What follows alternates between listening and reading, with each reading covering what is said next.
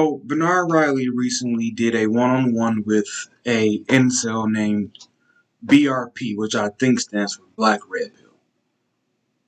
His BRP's one of his premises that I saw was that it's hard for men out here to get women really at all.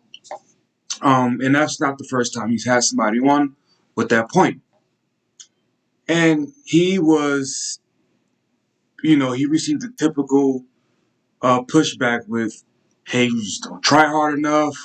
You gotta do this, you gotta do that, you gotta eat this up. It's not, you just have a defeatist mindset," which could be true. I'm not saying that is absolutely, not possible, but it absolutely could be.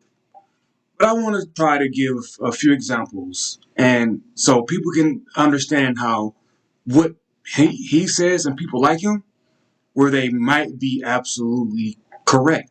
You know, um, first example that I'll do is I think I have three. And the first one, for those, depending on how long you've been watching my channel, you've seen me cover a show called Married at First Sight, which I recommend all you guys watch at least a few seasons of it so you can understand. It gives you a perspective of how women move, how they think, when put in certain situations. But another video, one couple that I highlighted, I think it was season 10. It was a black couple. The guy was 31, established, and the woman was 28, established. Um, she had admitted that she hadn't been in a relationship in 10 years. So her entire adult life. So technically, she's never been in a relationship. So while being married at first sight, she's telling the guy she's married to, "Yeah, I don't. I'm really prepared to go a month, 2 months without sex. It really doesn't matter to me, right?" Now, in that 10 years, she had only had friends with benefits that she admitted put her in a emotional state that she did not like. Um, so what this example shows is that guy that she was paired with, they're kind of like on the same level as far as his looks go. Like she's not some dime, and he's like some two. Like they're pretty much right there in the middle. Like even women on Twitter was roasting her like, you're being difficult when you have this little wrinkly fat neck. Right, she's an average chick, but that guy that she was paired with, she wouldn't have been in a relationship with him had she had a choice, and it wasn't on the show. But that's on her level. Next example. Speaking of Twitter, there was this chick on Twitter a few months back.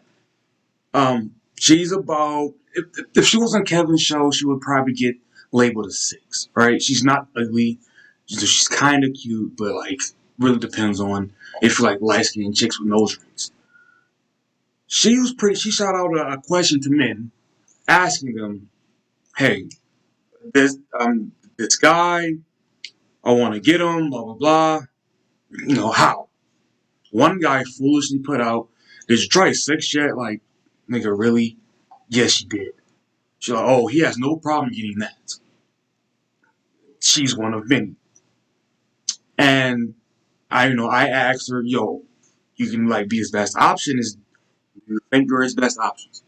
She immediately said, "No, no, not even close to his best option." She doesn't mind being in line for this guy that has better options than her. She knows it. Let's move to the third example. Um, for those of you who have social media, especially Facebook, this is really popular on Facebook. You ever seen the girl or the woman who will brag about being celibate, right? Because body counts never matter, that sex pass never matter, but they let you know when they're fucking celibate. Yay. Anyway, so you'll see like, "Oh, I've been celibate 6 months, 8 months, a year and a half, whatever," and then they just stop talking about it. They just stop. They don't tell you about a boyfriend, about engagement, about a man. Nothing. They just stop. What happened? They got the dick they wanted. Which, that's not the conversation. Whatever, do what you want. That's not this conversation. But what does that situation tell you? She forewent relationships, which the one I remember specifically, this chick already had a child, a kid at the time. So you forego a relationship. I can't even think about a time she said she was in a relationship, and you just hold off until you get what the dick she wants.